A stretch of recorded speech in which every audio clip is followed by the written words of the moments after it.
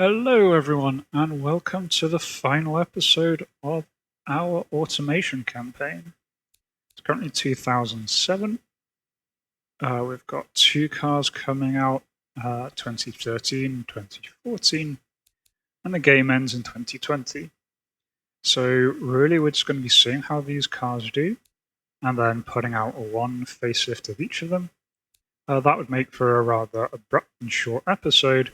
So the second half, I'm going to be going back through our entire catalogue of sports cars and testing them out on a different BeamNG track to the one we've been doing, just to kind of take us through the history of this company here. So the first thing we're going to need to do is advance time. We've got two of these 90-month projects to get through, and so it's going to take a fair bit.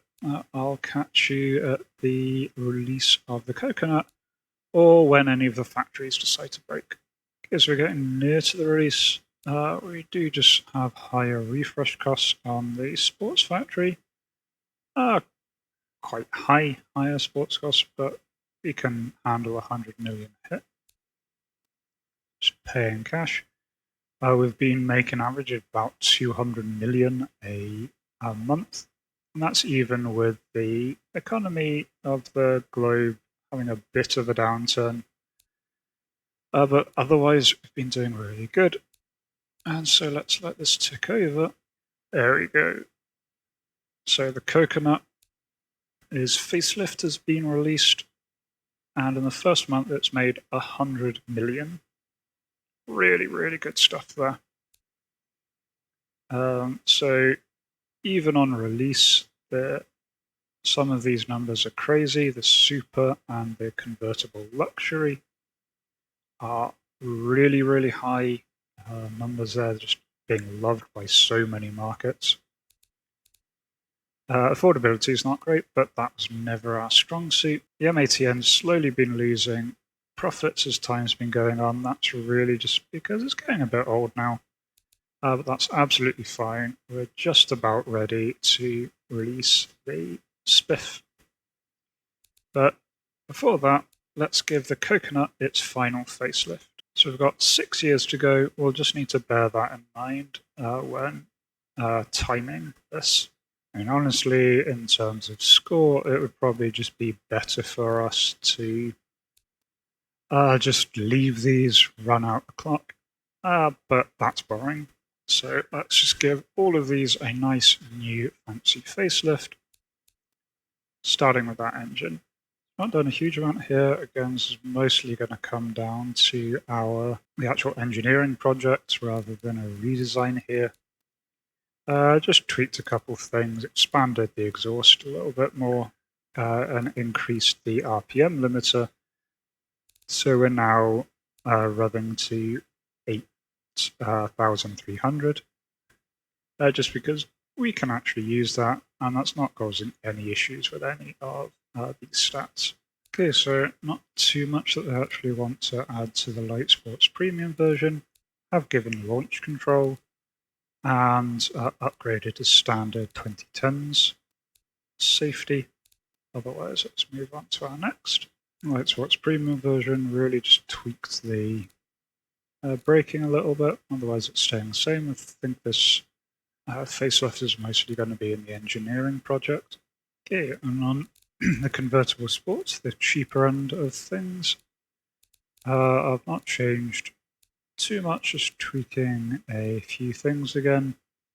Gone for launch control at standard 2010s, and rejig the spacing a little bit. I did have to go for slightly larger tyres, just because the front tyres were blowing out. Okay, so on the convertible luxury version, I've increased this to 7 gears. As always, played around with a few settings. I looked at putting in the luxury sat-nav or luxury infotainment. They just, again, still aren't quite worth it for the extra price. The luxury sat-nav's not bad, but in terms of the extra price, the problem is we then also have to increase the width of the tyres, otherwise they blow out with the extra weight. And really, that just wasn't worth the extra cost there. what is worth the extra cost is we can tick up quality by 1, and that does notably jump the quality of the interior we're on. That does notably jump our sportiness and comfort, and that makes this just a little bit better without changing the price too much. And convertible supercar, this one we have gone for luxury infotainment, basically because they've got almost unlimited money, so we're just going for maxing out everything. I do just want to see something. I am going to clone the super variant and just see about creating a dedicated engine variant for these sort of top-of-the-line cars. So can I get a tiny bit out of the engine? Going up to premium 95 really isn't worth it. Just the loss in fuel availability annoys them far more than any tiny gains we get. What I did do on this one, though, is instead of having it tuned for fuel efficiency, I did kind of the opposite. So it whacked up fuel mixture, really running incredibly rich here. That certainly increased the compression, getting a few more horsepower out. I'm not sold on it just yet.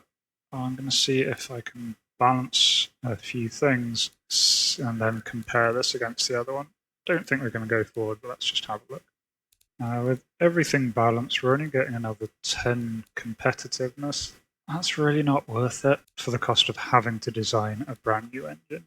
So let's instead save our efforts to just making this the best engine that it possibly can be.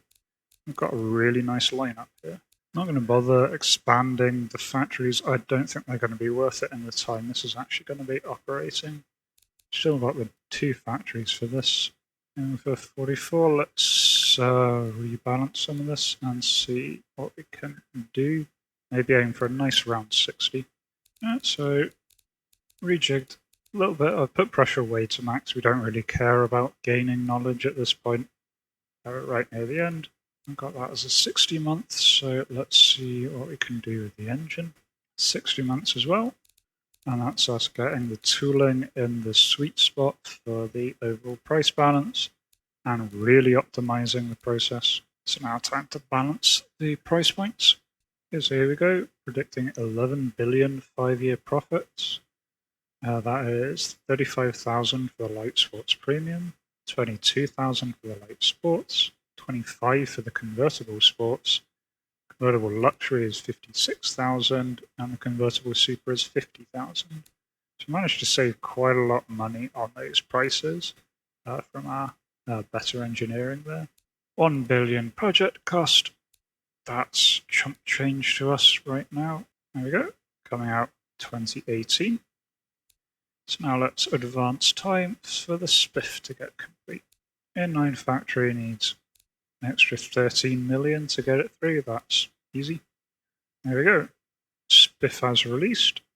First month profit of 181 million. Coconut's happily selling along at 70 million. So we have to keep this one within 5 years to make sure it's out in time. That should be easy enough. Let's see what we can get out of this V16 engine. So we've managed to tune this a little bit. I increased the fuel mixture. That let us increase max boost. And so now we're just a hair over 1,000 horsepower. Seems like a nice thing to have in our top-of-the-range engine. Not too much change in the car itself. Just a few things balanced here and there. The premium sat-nav seems to be the best balance here between price and comfort. Still really quite affordable for the premium market, and even luxury premium like it quite a lot. I've given it launch control and upgrade to standard 2010s. Really not done much here. We're mostly going to be improving this one in the engineering side. And I ended up giving the premium budget the premium sat-nav over the standard infotainment. It's ever so slightly more expensive, but it's quite a lot nicer. They seem to like it balance. Still vaguely affordable premium budget car. Okay, aiming for 60 months, we can get the process right up, improve tooling a bit. That brings the price, average price of these cars down to 9,000.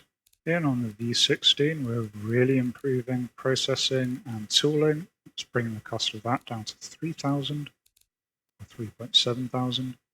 Okay, and on the inline 6, good old reliable engine here with maxed out processing and reliability. Got the tooling in its sweet spot, and this is still taking us 60 months. Now just to price this per. Okay, so 33,000 for the premium, 22,000 for the premium budget. That gives us 5-year profits of 26 billion. It costs us under $1 billion to produce, so that's nice and easy. All right, now let's fast forward time until they release. So our V16 factory has had a little bit of an issue, not too surprising, it is quite new. We're just going to end up doing the full recall, I believe. 300 million really isn't much for us. We're paying about $1 billion in tax a year, so it's nothing. New version of the coconut is out, and it is selling incredibly well. 100 million profit in its first month. And new version of the Spiff is out. It's hitting 100 million in its first month, making 400 million profit a month here. This is just raking it in. So let's continue on until the end of the game. There we go. We have completed the campaign. Sold a total of 7.6 million cars, which is quite good considering we're going for the sort of top of the end of the market. Final balance was 18 billion. Unsurprisingly, it's our latest cars that have the highest volume sold. The Spiff's premium budget really sold incredibly well there, with 83,000 being sold. The coconut, its actual most selling variant, was the convertible super. This is the 29,000, and that's just the one that we put out that was released just at the start of the video. And so I think that's really good. Started 350 million, we've ended up with 18.5 billion. Really done a huge amount there. Really got what we wanted to do. We are dominating the field in the sports market as well as the premium market. And just to sort of summarize here, we have our little list of cars, and these are what we'll be taking onto the BeamNG test track. I'll be skipping the premium models that we've been doing, so I'll just go for the sports ones. So we started way back in 46 with the Loyal. It's good old V8 engine. We've ended up here with the coconut. And you can see here, we're actually making most of our money from the commuter and family market. Some of our particularly premium budget class was spilling over into those, and those markets are just huge, which is why they're quite so big. But we're still making decent amount of monies in our ideal markets here, like sports is selling really well. Actually making 200 million from the GT market. Sorry, 2 million, not 200 million. So, all in all, pretty decent run. And I think that's where we're going to leave the automation part of this episode and this campaign. So let's jump over onto BeamNG and just remind ourselves of what the cars were and put them one after the other. I'll catch you over there. Hi everyone, and welcome to the BeamNG part of this video. So I want to go through all of our different cars that we've produced, and I want to do it on a different track. We've tested all of them on the automation test track. So let's go over onto a different one, and this one is quite nice, the Hirochi track. It's very much sort of a racetrack handling circuit type thing. And I'm going to do this on the medium test circuit. Just going to do a single lap through each car. Oh yeah, kick things off with the Loyal. Okay, so here we are on the Loyal. So this is our 1946 car, and still looks pretty good, pretty 1946-y. And so this is by far our least powerful engine, but let's see how it handles. I'm just going to be taking these around the test track.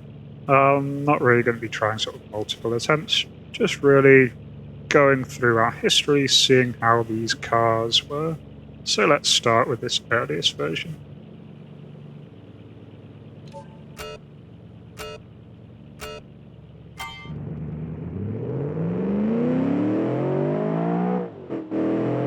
Okay, not too bad off the start.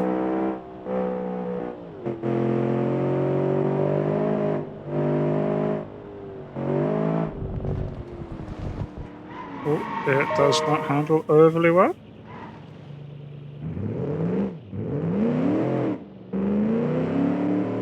Sounds very angry and very loud. I think this one had no baffling whatsoever on the exhaust.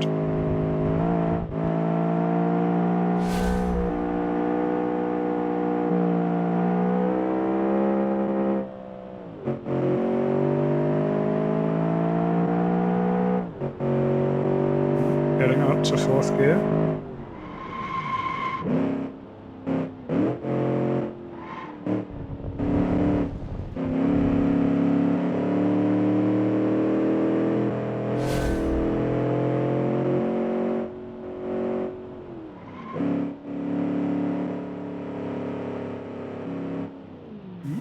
Through the S-turn here.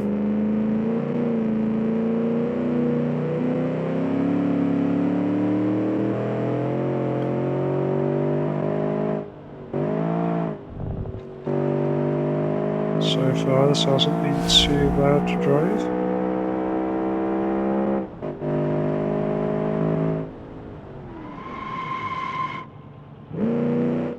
Can actually bleed off its speed quite well.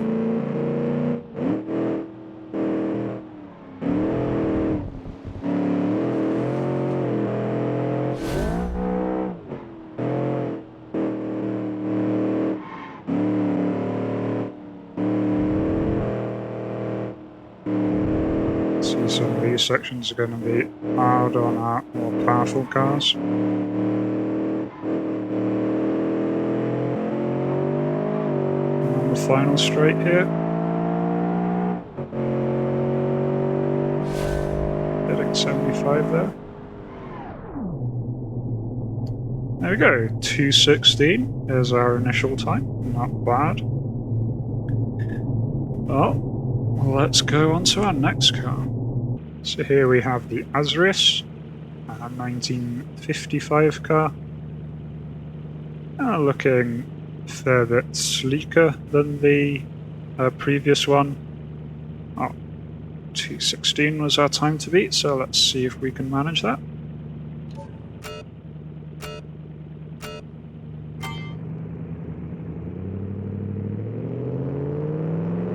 Actually feels a bit slower off the mark there.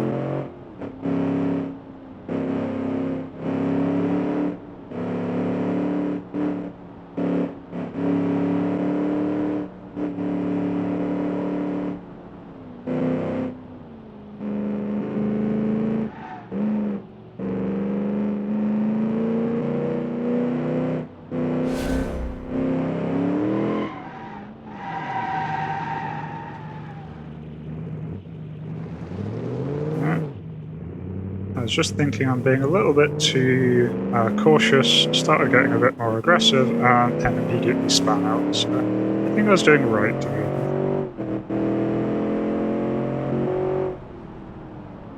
Oh, this does not brake as nearly as well.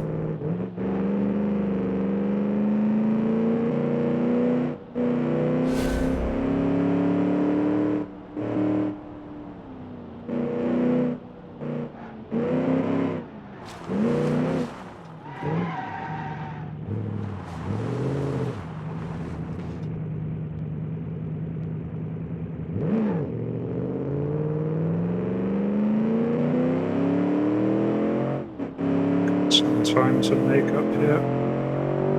So the bridge is nice and straight.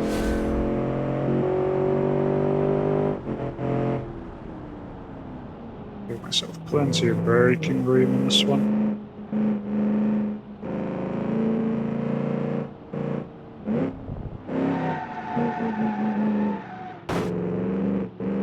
Here's a traffic cone. Mind.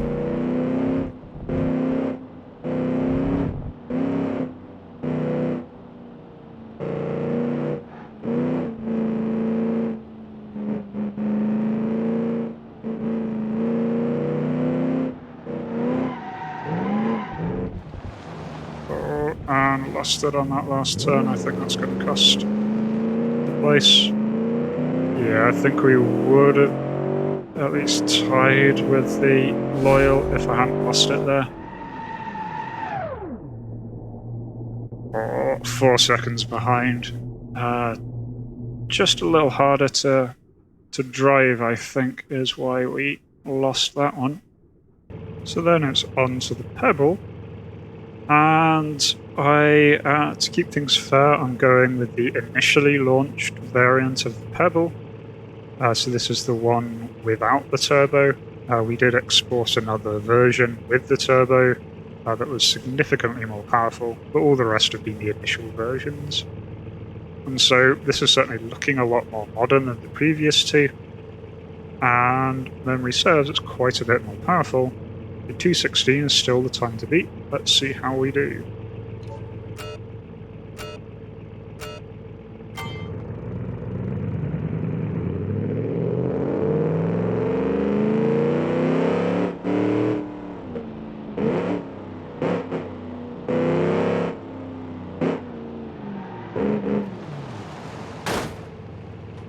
Oof. Okay, lost it there. I'll give this another go.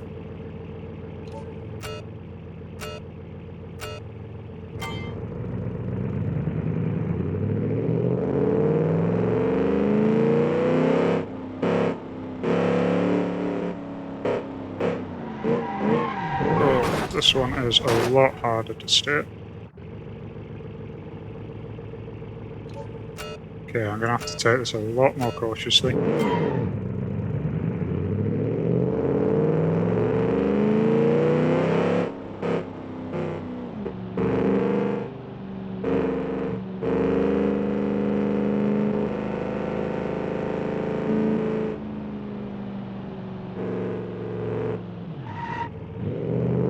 Does brake pretty well.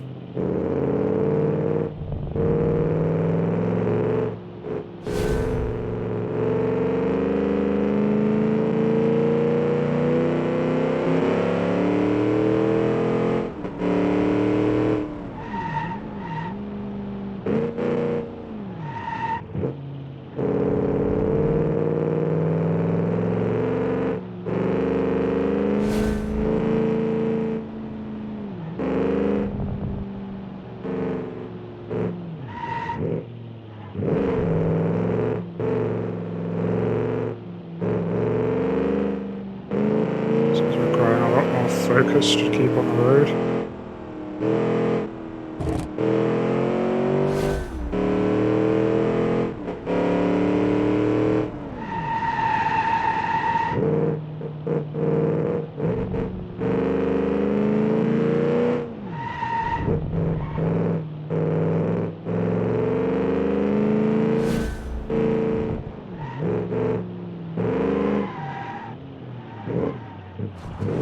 Lost it there.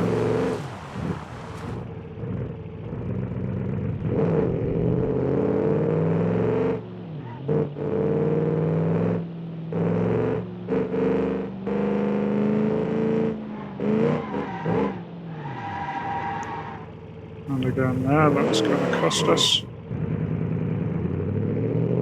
Should still make it.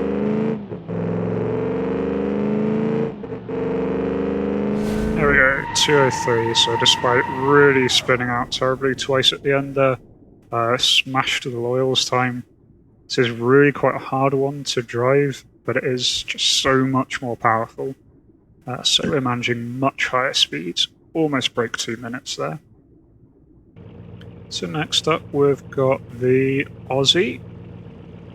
Again, the initial version of the Aussie here. This one does have turbo right out of the gates, looking significantly more modern than any of our previous entries. Really do quite like the look of this one. This one has a good balance on the front and the back. Most of the other cars I got a bit disappointed with one side or the other. I quite like this one. But let's see if we can beat 2 minutes here.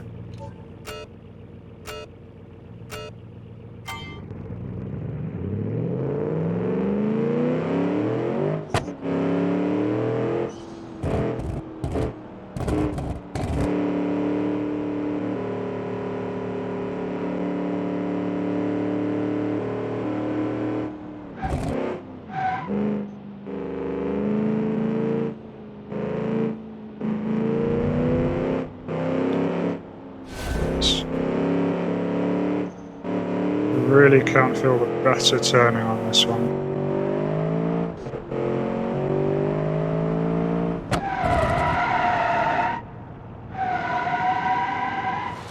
So it doesn't help when I forget this doesn't have ABS.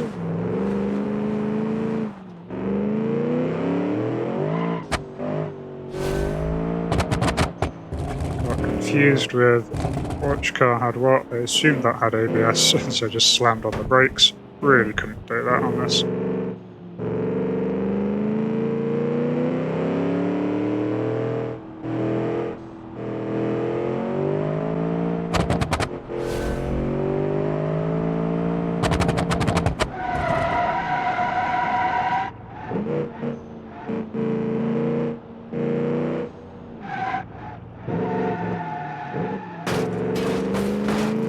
Took out a few traffic cones there.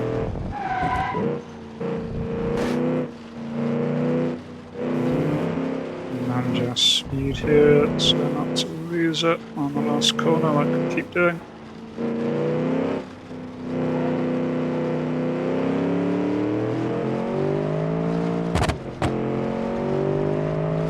There we go. 150. Absolutely smashing the previous times there. And, well, that's just a mix of the much better handling that we had on the Aussie and that much more powerful turbo engine. Really, the Aussie's probably the easiest one to drive around the track. And it's also one of the most powerful cars that we've produced. Really happy with how that turned out. Okay, so last we have our final sports car here. This is the Coconut, looking very sleek and GT-ish. So, let's see, we've got 1 minute 50 to beat. This is by far our most powerful car, but we'll just have to see how we get around the track.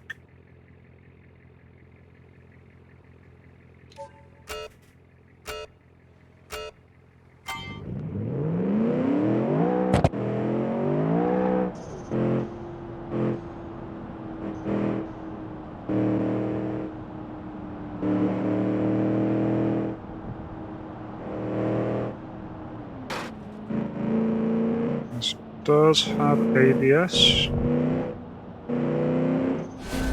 It also has next to no ground clearance, so when I brake you can hear the bottom hitting ground.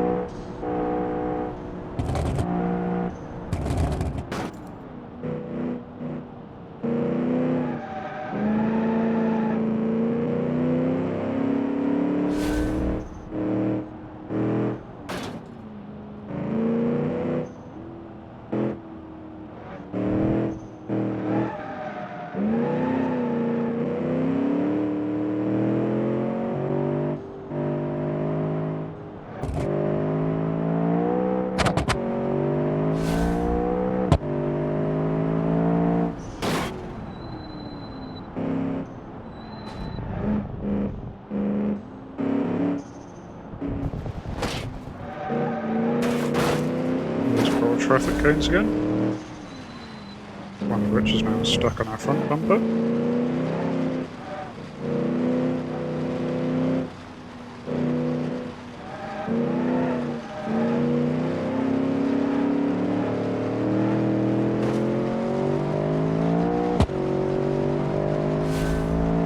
And 137 there. Nicely beating the others. I'd say it's probably a little bit harder to steer. I was having to focus a bit more than the Aussie, but just that power of the engine is just making up for that. Really does go so fast. And it is nice having ABS with my driving. Really does help. So there we go.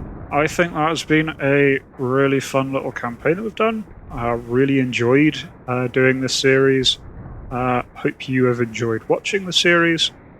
Probably not going to do another one anytime soon.